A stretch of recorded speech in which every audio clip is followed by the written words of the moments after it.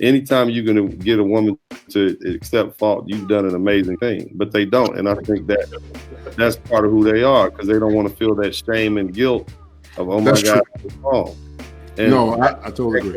It's the nature of who they are, because right, they operate on shame and guilt. They shame and guilt each other. That's like a horrible thing for them. So they avoid it with all costs, like a cat avoiding water.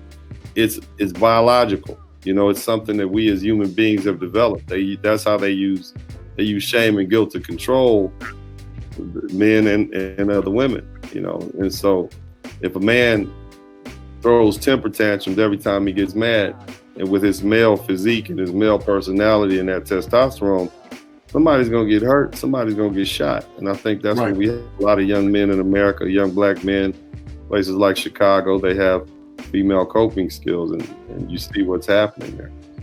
I totally agree. Ron, Neal, you started a powerful movement called Black Male Independence, and I call it the antidote to simping. I use the acronym of SIMP, and SIMP in my best estimate means sacrificing important masculine principles for the appeasement of women and not for fortification of yourself. Why did you come up with that acronym of Black Male Independence, Ron Neal? And, being an esteemed professor at Wake Forest University in the Tar Heel State, shout out my Heels, we crushing Miami right now for the 24. But Ron, tell me why you came up with the moniker of Black Male Independence in this crucial time of masculine development. Yeah, in it, I think you've articulated it was BMI as an antidote to simping, and it's really black men severing their ties from this long tradition of selfless sacrifice. Okay. And I said this over and over again. So here's the thing.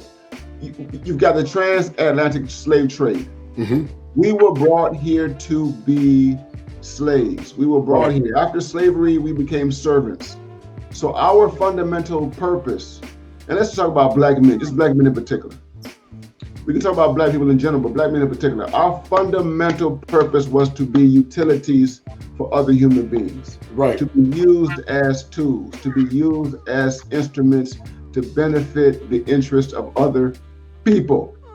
And black male independence is about breaking the yoke. It's about breaking the marriage. It's about dismantling, disrupting that whole tradition. And what we have in black society, so black people internalized. We internalize. We live in a society governed, dominated by white people and white supremacist ideas. We've internalized racism. We've internalized white supremacist stuff. Okay, and in black society, in terms of our relations and how we understand black masculinity, it does not deviate from slavery. So that the black male is understood primarily as a tool, as an instrument. So when you talk about people, even our icons, people like Malcolm X, or you took a lot or Martin Luther King Jr., these are people who sacrificed their lives, all right, for the service of black empowerment, large cosmic goals. They got no benefit from it, okay? Right. Their legacies are dishonored to this day. We talk about them, but in reality, we really dishonor their legacies.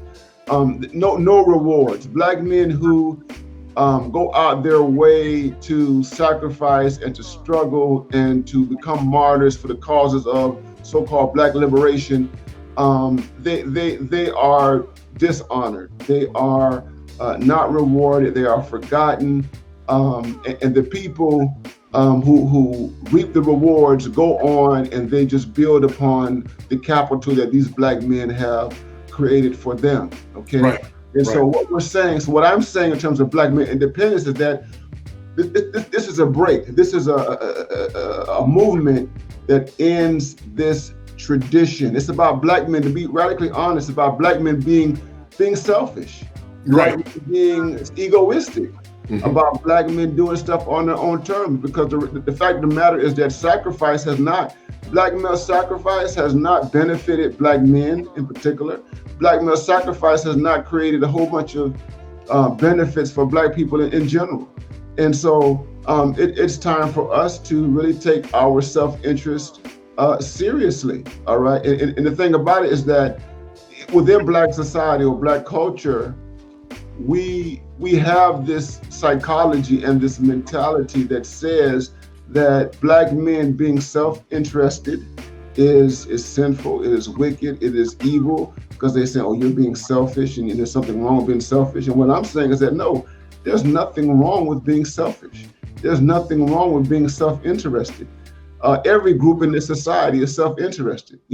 White society, white Americans, whether you can divide them up into Republicans and Democrats or whatever, they pursue their self-interest. Right. The LGBT people, they pursue their self-interest. The Latinos in this country, they pursue their self-interest. The Hispanics, the Asians, the South Asians, all the model minorities in American society, these people are self-interested. When they go to the polls and they vote, they're thinking about their own concerns. They're not thinking about some larger good. We have this thing called democracy that exists, and democracy sounds good, it's fluffy, and we all want to be a part of it. But in the United States, self-interest rules. This is a politically incorrect sentiment, but that's the fact of the matter. And what I'm saying with Black male independence is that Black men need to be unapologetically self-interested, which means that Black men, have to even, sever ties from the interests that have been traditionally associated with Black society. So when you look at politics, the Democratic Party and what have you, you break ties with that. You break ties with gynocentrism. You break ties with the politics of Black women, which for the past 40 some odd years has produced very little in terms of the collective. The Black women have a very selective, particular politics that only benefits them. And so, it's only rational that Black men have their own ideology and philosophy that enhances, their quality of life. And that's the fundamental end of, BMI. It's about increasing and enhancing our quality of life, living a good life. You know what I'm saying? We should not be the only people in U.S. society. We should not be the only population that is prohibited from having a high quality of life. Respect. And prohibited from being happy, and prohibited from pursuing our self-interest. So that's what BMI is all about. Dennis Spurling, we've talked about the negative or the caustic associations of feminism. And feminists have said at the macro level, because we know that there was domestic issues between men and women, it's not endemic to any race.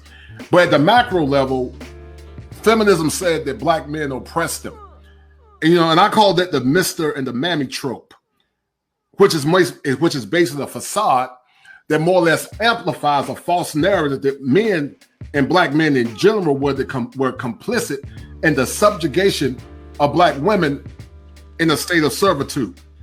I want you to give me your interpretation when you hear that fallacious assumption, Dennis Spurling. And then, Ron, I want you to piggyback on it. White women started feminism because they wanted equal rights. And they were the people who held the power to give women rights and determine where they could work, where they could live, their right to vote. White men did that. At no point in American history were Black men in a position to govern where anybody could live, where anybody could attend school, where they could work, whether or not they got a loan from a bank. We did not control the infrastructure. We did not control the levers of power. We have always been in this country at the bottom of the social and financial totem pole. We didn't have that. So for Black women to come along and say, hey, you know what? Us too, we're victims too. It's just foolishness.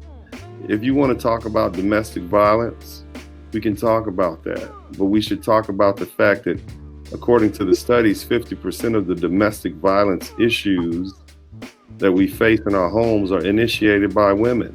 Yes. So if you wanted, you're saying you're being oppressed by domestic violence, where you're part and parcel. You're the culprit. You're at least 50% responsible. So it's just lies, man. It's just lies in order. And let me tell you something, man. And I gotta go to dinner with my lady, but sure. Respect. What I've learned, and I've learned this from the LGBT community, just watching them. People will pretend to be a victim so that they have a reason to attack you, and no one will come to your aid. He victimized me. Okay, now you attacked him, and then everybody's looking at it and saying, well, you started it because you victimized her. They're saying these things because they want to have a reason to attack black men and belittle us for whatever reasons. But instead of attacking the actual people who hold the levers of power, the ones who control the system, the banking systems, the redlining, the school board, the school funding, all these things that dictate how we operate, those areas of human activity, they attack us because we're low-hanging fruit, because we've been the whipping boys of the United States since we got here. It's always our fault, and I really don't like that, bro. Dennis, before you go, man, I know you got to go to dinner with your fiance. You wrote the book called Rules to Live By. What spearheaded you? And guys out there in the media, you can get this book off Amazon. The 3-volume series. It's called Rules to Live By. What more or less urged you, Mr. Spurling, to write the book Rules to Live By? And what was the epigenesis behind this timely book? Man, I got divorced. I got everything in a divorce. And I found myself sitting in my house crying. Mm-hmm. I was separated from my children for the first time. Right. I did everything they said you were supposed to do to be happy, but I wasn't happy. Society had lied to me. Society had said, all you got to do, you made it out of the hood, great. You don't get any extra credit for that. But now go to school, get a job, find a wife, you'll live happily. Have some kids, you'll live happily ever after. It didn't work like that.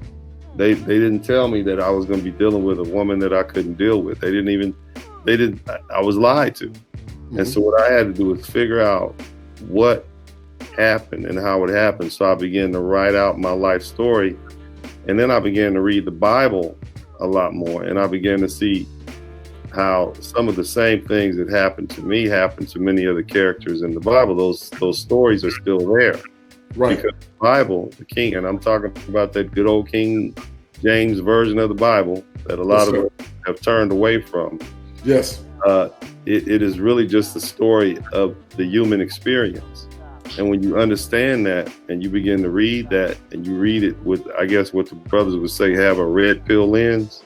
No doubt. Makes a lot more sense. So oddly enough, this was back in 2010. I began my journey on that red pill bridge, and I developed it. There was some revelations, and so since that time period, it took me 7 years to write and complete all 3 volumes with the reprints and with the redrafts and whatnot. But the impetus was, man, I wanted to be able to explain to my children what happened, and I didn't want to have to explain to them 20 years later after my memories. I wanted them to know who their father was and what I went through. But it really started off as my private memoirs. It was I never intended for it to be a book that could help guide young men, especially young black men, out of the darkness into the light by seeing the pattern that I followed. So that's pretty much it, man. But I give all praise to God for it, because it was really like it was almost like the memories came back so clearly, and my ability to, I'm not a biblical scholar, but I was able to make sense of what the Bible was saying through some research, and I really just give all credit to God. It was definitely it was divinely motivated, I'll say, divinely inspired. So yes, sir. Right. Well, it's the most red pill book that was ever written if you apply it correctly and if you interpret correctly. I know you got to go, but Dennis, it was a pleasure having you on the Manhood Chronicles. I followed you on Dennis Spurling Unfiltered. And if you get the opportunity, please share this on your YouTube channel if you can, please. I will do. And Dr. Ronald Neal, man, thank you so much for your work. I'm so proud of you. I listened to your podcast, and I'm really happy that you're out there. You and Dr. G.H.S.L Johnson and all you other academicians. I appreciate that. And congratulations, G.H.S.L Ware, man. If I could support you in any way, man, just look me up. I'll be more than happy to. All right. Oh, no doubt. No doubt. Thank you, Smalls. I appreciate it, man. Yes, sir, brother. It was a pleasure. And we must do this again on another topic. But go enjoy yourself, brother. We're chopping up something. All right, hey, Dennis, we want you to get Ron looking for a good wife, man. I told him you got Ron, you need to I just renewed it. Look, God, man. Look, man. You got to see what you're supposed to receive first. You got to go down there and I got to get you to raise your standards first. You already did everything. You deserve. You deserve it, but you got to raise your standards. And then once you raise your standards, man, and you're patient, man, you'll see it'll come to you, you know. But until you see what it's like to get treated, we often say we're kings, but we're not treated like kings. Until you see what it's like to be treated like the head of the house, like the man that pays the bills, you'll never really know what you're missing. See, now that I've experienced being treated like the head of the household, being the man of the house, being waited on, you know, now I got a big burden because I got to pay all these bills. Ain't no halves. I would ask my lady to know what they have to bill. Matter of fact, she's around here now, baby. If I asked you to pay half the bills, what would you say? He said, "No hablo inglés." She's highly educated, right? So, brothers, go. God bless you. Thank you all so much, man. All right, brother. Enjoy yourself, brother. So Ron and then Demetrius, I want you to come in and give me, you know, and give the crowd some input from your time growing up in rural Eastern North Carolina. So maybe you did talk about the mammy trope and the Mr. trope. Maybe you did. I don't know. My brain is sort of scattered a little bit. Did you talk about it before, Dennis? I don't know if you did or not. Did you? Not the mammy or the Mr. I want you to talk about the mammy or the Mr. trope as it relates to feminism briefly. Yeah, so, wow. So basically, I mean, here's the thing, man. You know, I mean, when you talk about the mammy, we have to realize and really contextualize the Black American experience in terms of slavery and all that, and the response and reaction to slavery. The mammy is a survivalistic response to slavery. It's something that white society created. It's something that has never left us.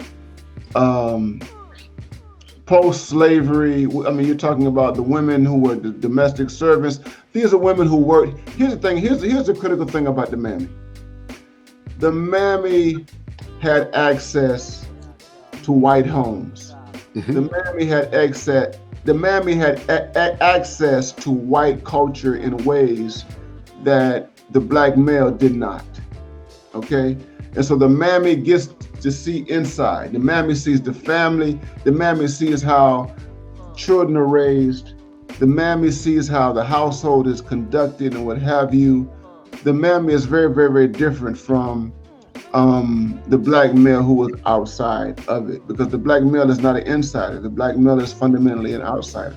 Okay, and so when we think about it historically, so you saw that with the film. You saw the film Help. Help, which was an adaptation of a novel. Viola Davis was in it, and it gives you kind of an insider perspective. You had these women who were, you know, every day working inside the houses of white people. Mm-hmm. Here's what you do. You fast forward 20, 30 years later, when we have desegregation and when you have the incorporation of Black people, particularly Black women, that is, Black women are no longer limited to being domestic servants. Black women can now, beyond just being the domestic servants, and even beyond being like social workers or teachers, they can now become lawyers, they can become doctors, they can become managers in white corporate entities. They become full-blown participants in white society. They are full-blown insiders. So when we talk about Oprah Winfrey, she represents the quintessence of that kind of archetype. She is in the inside of white society. And being on the inside, we look Oprah Winfrey, she has to, basically coddle white people. She is someone who affirms the existence of white people and white women in particular and all that. And she is someone who gets all of her benefits from white society, which means that her loyalties, in a traditional sense, the Mammy's loyalties have nothing to do with Black men.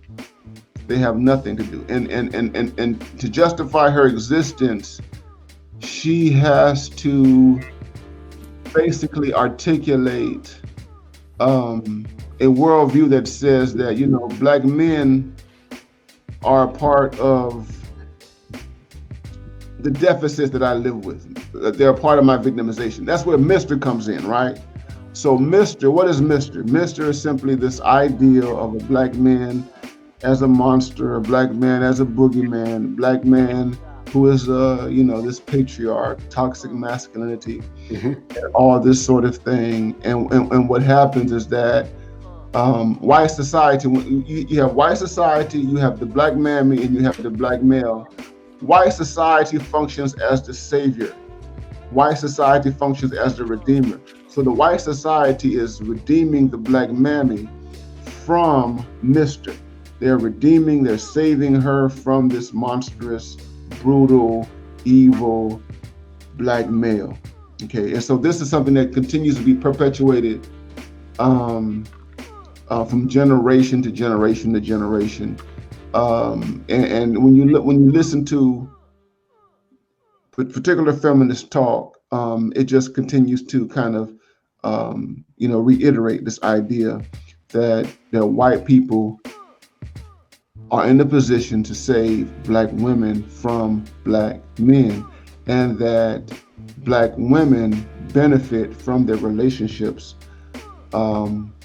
with white society. It enhances them as insiders. White society, and I've said this even in my own videos and posts, that white society has made a decision to select the Black female over the Black male.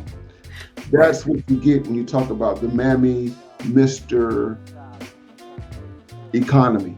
That is essentially what's happening right there. And at the bottom, what you have is the Black male is seen as fundamentally evil, flawed, inherently bad, wicked, etc.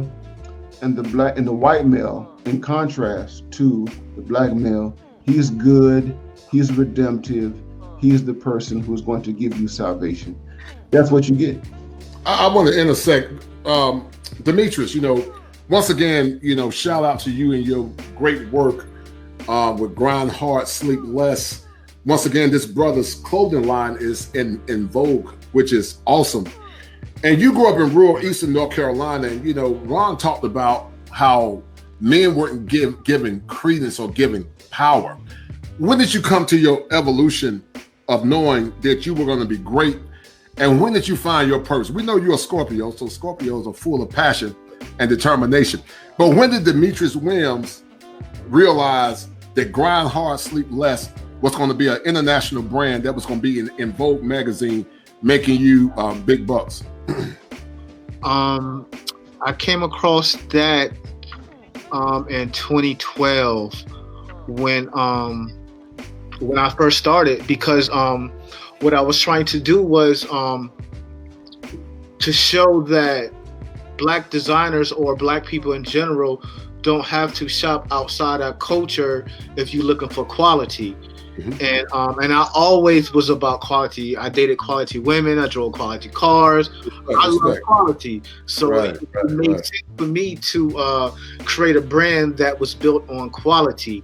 Right. So once I got my niche into what I liked and what looked good and what I deemed that looked good, and then I put it out to the public, I knew then that it was only a matter of time before everybody else catch up to what I'm doing. And it was hard because when I first put my stuff out, people was like, I like that, but dang, that costs too much. Why it costs so much? Right. Y'all don't say that when y'all go spend whatever amount of money in Gucci or whatever amount of money in Nike. Why y'all gotta say it to me? Because it's definitely not gonna be quality. I put my stuff up to any of those guys dealing with quality. So it couldn't be quality. So it's you not wanting to, you don't deem me value enough to give me the money that I say I want for this item, or you feel my quality in the part. So if you take out the quality part, then it's just you not deeming my value what I told you my value was. And then that goes back to the psyche of Black people. Yes. But once, like I said, once I first put my stuff out, I knew when God gave me the vision that I was going to be a designer. Once he gave me that, and I went full-fledged in it, because I always submit to the will of Allah. So once he gave me that vision, I told my wife, or she was my girlfriend at the time, and she was like, let's do it. And we've been pushing forward ever since. Was abject poverty, Demetrius, a barrier to your success growing up in rural Eastern North Carolina? Once again, Demetrius and I, viewers, went to Bertie High School, rural Eastern North Carolina, known for athletic prowess. We produced several football stars. Several have been in the NBA, NFL, and the WNBA. Mm-hmm. But let's talk about the barriers that more or less reduced your visibility growing up in abject poverty in Bertie County. And how did you realize you had a king in you, Demetrius Williams, as it relates to freedom, power, and purpose, the coronation of a king? You might not like this answer, but I'm going to say it anyway. My grandmother, she raised me to be a king. But I didn't know, when she died when I was 10, but she was smart enough to see me being a king when I was a baby. So she knew that she needed to put these principles, instill these principles in me. So then when she couldn't take me to the end of the race, but she knew that if I get him to this checkpoint, he's going to be good. But before he get to these checkpoints, he gonna need these basic principles. And when she instilled those basic principles in me, then I knew what to look for in other men to get those attributes that I need to help me become the man who I am today. And a lot of it was the streets, because I was stubborn, So, and I loved the action because hip hop was super popular, or was just beginning to be super popular. In my youth, and like Robert said, he was born in 1973. I was born in 1974, so he know exactly what I'm talking about when hip hop bust onto the scene in 86, in 87, and 88. So with the culture of hip hop, it also drew me into the streets too. And then by me not having a father figure at the house, he couldn't draw me back. My mother couldn't draw me back because I'm already at 13. I feel like I'm the man of the household. So I just didn't allow that to overdevelop me to then I be a product of my environment, going to jail and all that good stuff. I didn't go that route into the streets because I knew that if I did that, I was going to disappoint my grandmother, and I never want to disappoint my grandmother if she in the afterlife or she's right beside me. I never want to disappoint my grandmother or disappoint her. So I didn't go all the way into the streets, but I dib and dab and jumped around, but I didn't go full fledged.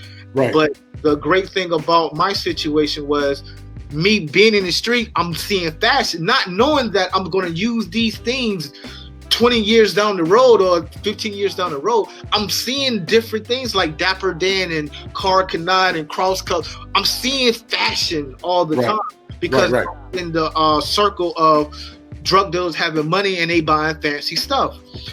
So by me being into that mode or being in that environment, I took those different things that I learned from the street and I created something that I know that's going to withstand time, and I know that it's going to be something that I can leave a legacy for the next generation to pick up and take the baton and take it to the next level. You know, Ron Neal, Demetrius' brand is called Grind Hard, Sleep Less. Why is the brand and the branding of masculinity so important as it relates to the epigenesis of the male psyche? Why is the male brand so important, Dr. Ron Neal, in your opinion? Branding, that's a very good question. That's a very deep question. I would think a lot of it has to do with representation. It has to do with visibility. It has to do with, at the very basic level, in terms of Black men, you know, being invisible in this society. It begins there. And our culture, I call it, and this is how I teach it, I call it a charismatic culture. We have a charismatic culture. We have an extroverted culture, which involves style, involves how we move, our behavior, our mannerisms. Also, it involves how we dress, how we talk, and all of that. Mm-hmm. All of that is part of it's part of representation, being visible and what have you.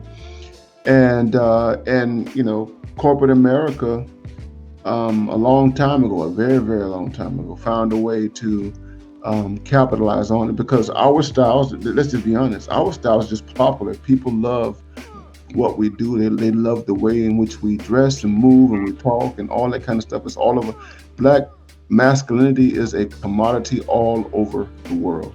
Okay, it is a major American,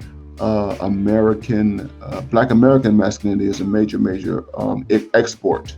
Okay, and so it's a lucrative commodity.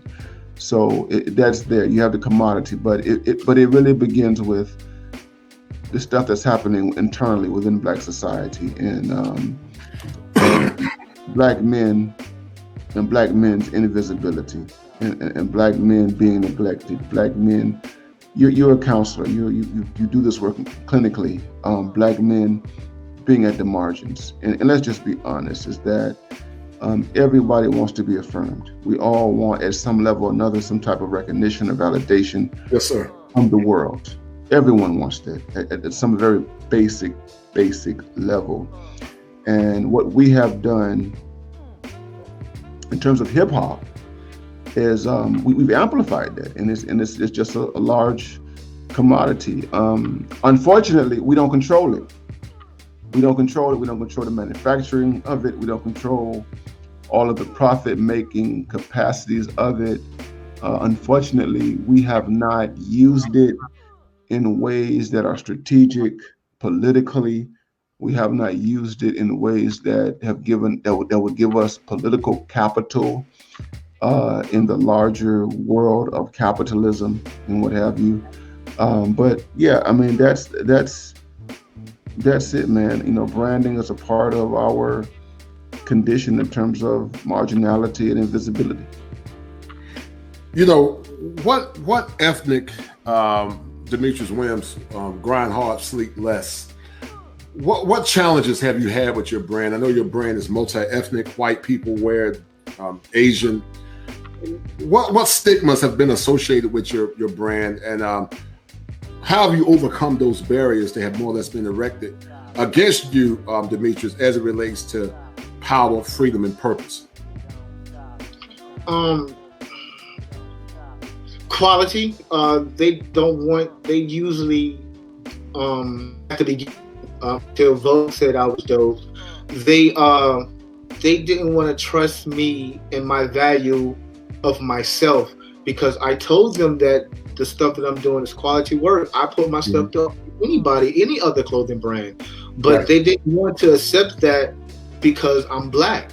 Yes, so, right. Like, wow, okay, but things like that never sidetrack me. Especially, I know that I have a purpose. So knowing that you have a purpose, you move different, because you know it's not how you're gonna do it, it's when you're gonna do it. It's a purpose. You know you're gonna figure out it's gonna happen because you got a purpose. It's gonna happen. Just gotta figure out how it's gonna happen. But once I show the people that that my stuff is quality work, take a chance with me and spend this money, and I guarantee you will be happy. But they didn't want to take that chance until I get co-signed from Vogue magazine, and then once they did it, then it was like, oh, okay, let me see what you got then. And that kind of hurts, because I'm the same person on the soapbox yesterday before Vogue said that I was dope, and then when they say I'm dope, now you want to come look at my stuff. It hurt a little bit, but I didn't let that sidetrack. I didn't let my feelings get involved too much.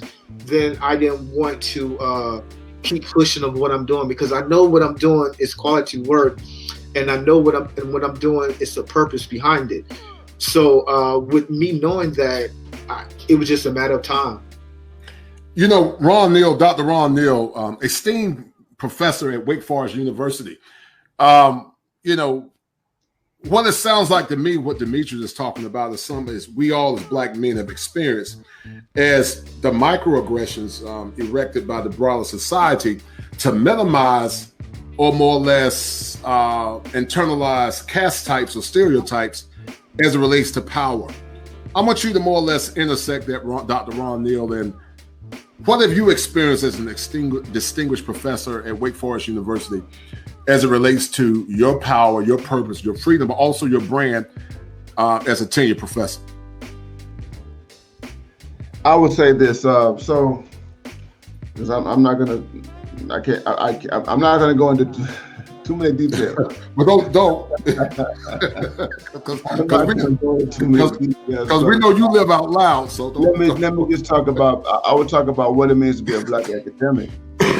So, you know, I mean, so it's the thing about it, as Brother G.H.S.L. has indicated, when you're a black person and you are situating yourself in a larger economy where you've got so DSL, Brother G.H.S.L., you're talking about you're dealing with a world where you have a bunch of white brands, you know, and a bunch of white makers and creators of fashion and what have you.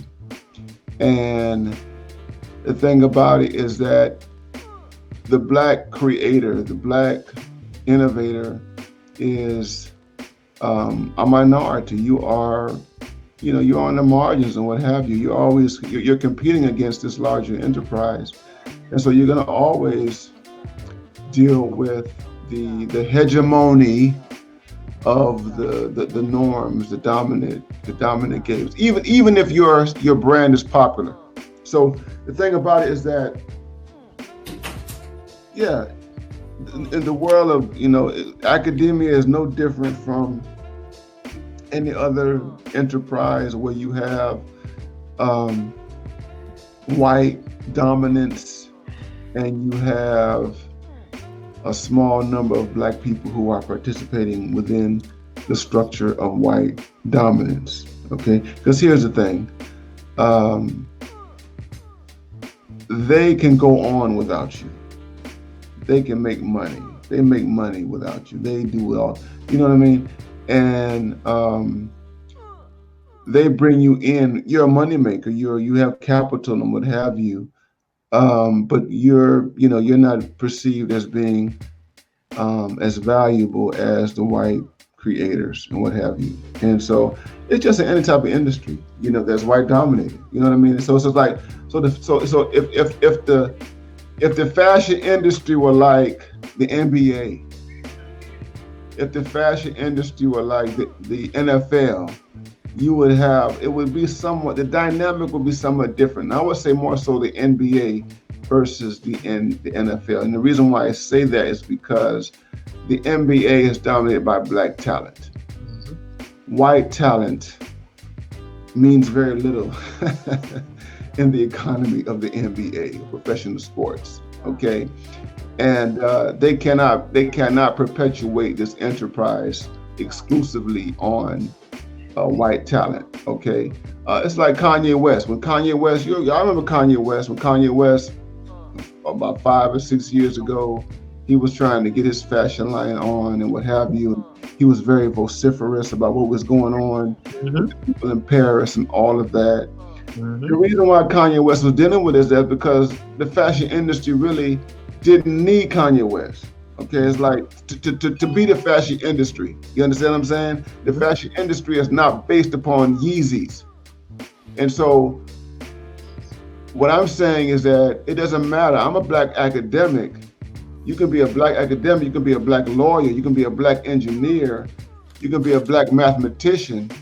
You can be a black mathematician in a world that is dominated by non-black mathematicians. And that world does not really take you seriously because it continues to go forward because it is dominated by non-black mathematicians. Right, the dominant group. Right.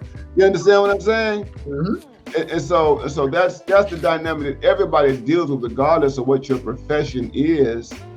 And in G.S.L, what G.H.S.L has asserted is no different from what we deal with. Is that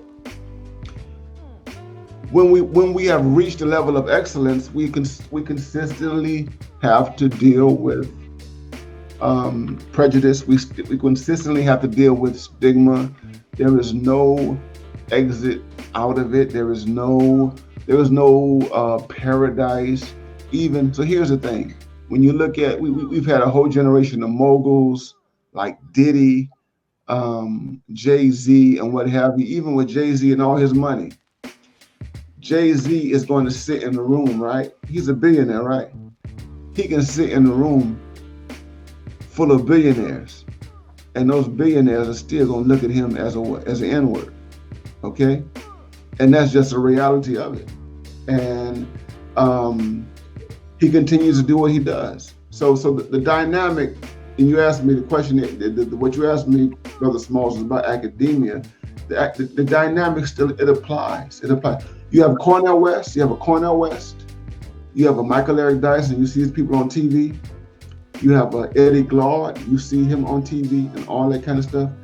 They still have to deal with a white dominated industry who at the end of the day will always question their talents, who will always question what they bring to the table.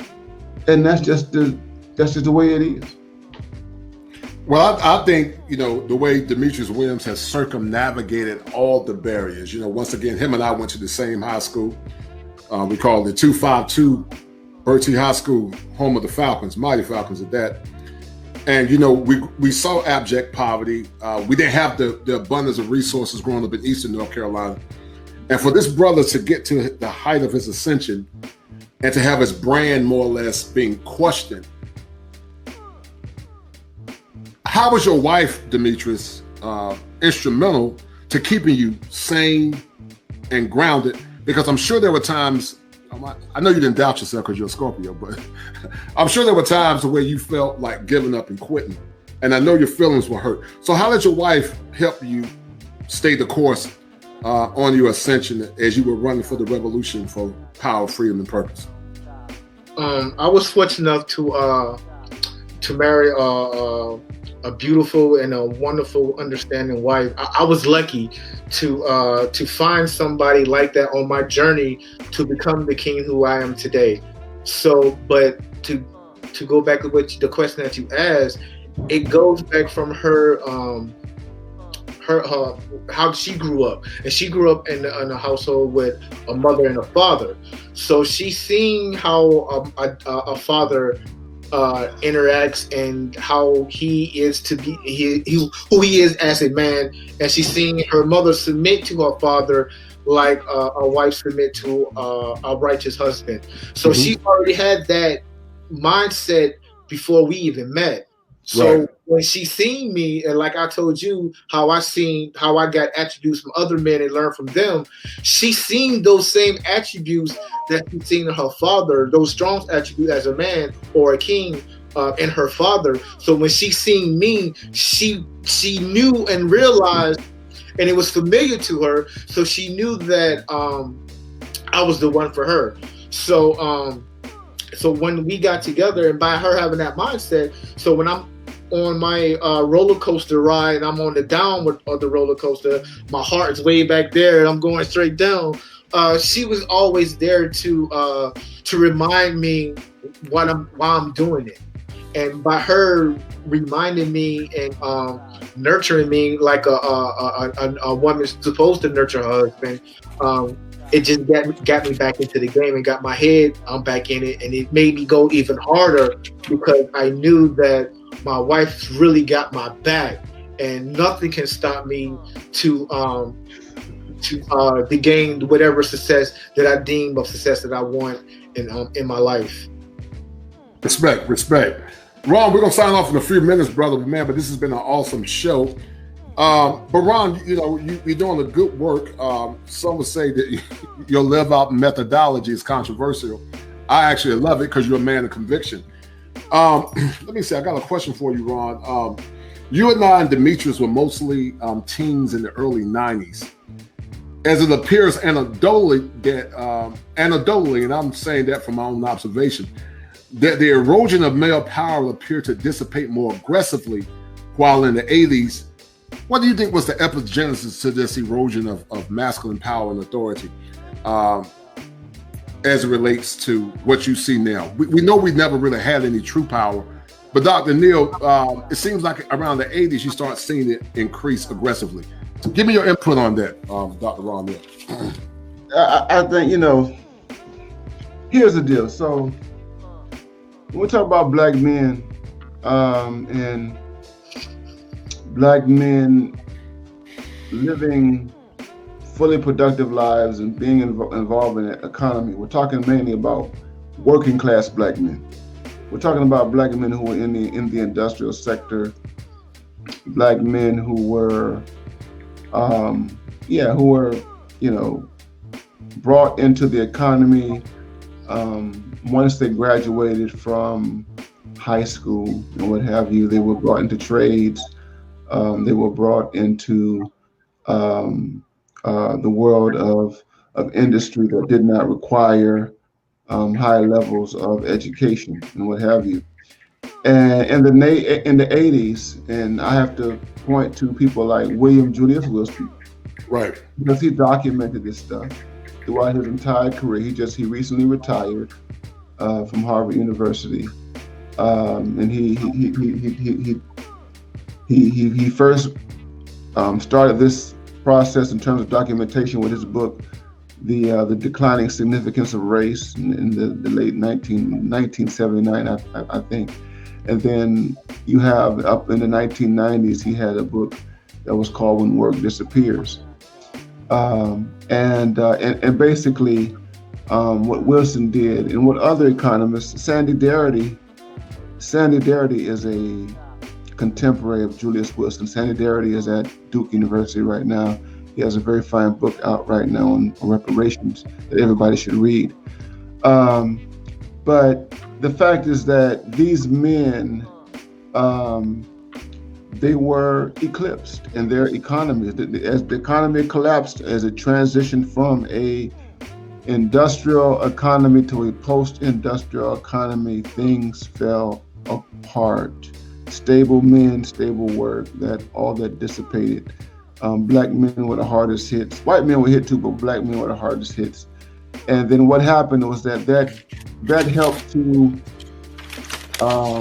usher in and amplify the underground economy. So we talk about that was the rise of the drug culture and all that kind of stuff, cocaine, heroin, and everything, and the economy that's off the books, and those things really impacted black men in a very, very, very significant way, and then the penalization, the war on drugs, and the rise of the prison industrial complex. That did a lot of it, and then also the stigma. So here's the thing: you did not have to participate in drugs.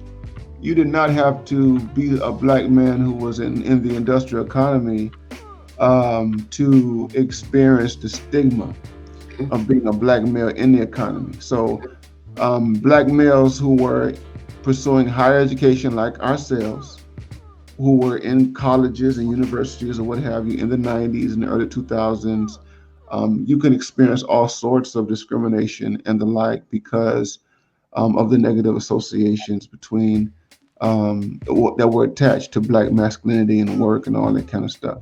You know what I mean? So the point is that during the 80s, there was significant structural factors that we have to look at in terms of what happened to black men. Radical ghettoization. Here's the thing: radical ghettoization. So when men don't have work, when men, especially working class men who typically would join the economy once they graduate from high school, when they don't have work at a high level, and when the bulk of your working male population comes from that group, okay, when they experience discrimination and they cannot get jobs and all that kind of stuff, other things come into play that compensates that, and that's where ghettoization and drugs and all of that, and even the celebrity culture produced by hip hop comes into being that we have to consider. So we were hit hard. The 80s was the decade of the 80s hit black men hard. It was amplified in the 1990s, and here we are going into 2021, and we're still dealing with the consequences and the reverberations of that collapse that began during those eras. Demetrius Wells, before we sign off, where do we go from now? Dr. Ron Neal talked about the evolution of masculinity in the black home. And listen, I don't think we'll ever go back to normal again. I don't think we'll ever have that vestige because there are ominous forces, especially in the liberal media, that seeks to subvert heterosexual masculinity. But Demetrius Wells, what do you see and where do we go from here? Like you said, it's going to be a tough battle. The only way I see anything that could help would be like we doing tonight, having a dialogue or a conversation about it, and also like Mr. Dennis have like him being in his family and teaching his sons how to be masculine. So it takes each one teach one, like we talked about a couple of days ago. It's just black men that have those king traits teach the rising kings these same traits, or inspire them to learn about these traits, so then they can take the baton and teach and keep going and foresaw and keep going. But other than that, if we don't do it that way, we in trouble. Dr. Neal, we're about to sign off. Yes, man, I always love your work, man. You my homie. I'm gonna have to come down to Wake Forest at some point, man, and I'll chop it up with you, man. But Demetrius, you're in Raleigh, so we'll make it happen. And I'm going to get you to make me a custom jacket with the number 7 on, so I got to represent. Brother Ron, what did you got on the show, man? Running for the revolution in the pursuit of power, freedom, and purpose. Correlation of the Kings. What did you get out of the show, and how did it resonate with you? And what you're trying to do? You know, I'm just hoping. I want Black men, but especially young Black men, to listen, because what we're doing is very, very necessary. What we're doing is something that did not occur 20, 30 years ago. And I will say this, we all know this, and I've said this on my own platform. You know, social media has emancipated Black men. Technology, not just social media, but technology has emancipated Black men in America and Black men across the world. And what that means is that Black men have information now that they never had at their fingertips. Mm-hmm. My God, if when I was 20 years old, and had I had something like this at my fingertips, you know what I mean? That would have been, you know, I think I've done fairly well in life, but I my God, where would I be had I had access to Black men who were speaking specifically and directly to the condition of Black men in America? No doubt. So when we talk about power, purpose, and all that kind of stuff, we're operating it, we're doing it. And conversations like this are necessary in terms of elevating the consciousness of all Black men. I mean, the ideas are powerful. Ideas are powerful by themselves, not just money. It's not just money, it's not just resources, but ideas and notions. How we get, you're a clinician, Brother Smalls, and you know how it is, how significant it is to tap into the psyche of a human being. Yes, and sir. So this right here we're doing it. It's right here. This is power begins in the mind, in the consciousness.